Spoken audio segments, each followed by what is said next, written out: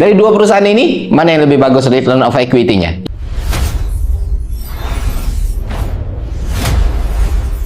Return of equity. Jadi, return of equity ini secara teknis dihitung dengan membandingkan total pendapatan bersih perusahaan dalam satu periode dengan jumlah modal di dalamnya. Gampangnya gini, untuk satu unit modal yang dikeluarin, berapa sih unit keuntungan yang dihasilkan gitu? Makin jauh perbandingannya, berarti makin tinggi return of equity-nya.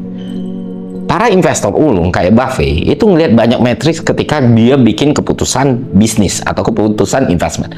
Contohnya gini, perusahaan A punya laba bersih 15 juta. Ekuitas atau modal awalnya itu 75 juta.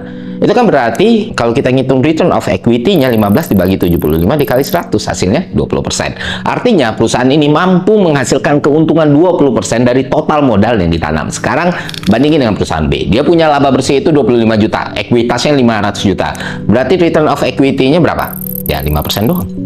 Dari dua perusahaan ini, mana yang lebih bagus return of equity-nya? Ya perusahaan A. Dan itu ngegambarin bagaimana perusahaan jago memaksimalkan modal yang dia punya meskipun profitnya kecil. Kan dia 15 juta, sedangkan si B 25 juta tadi ya. Tapi performa perusahaan A bisa dibilang lebih bagus karena return of equity-nya jauh lebih tinggi.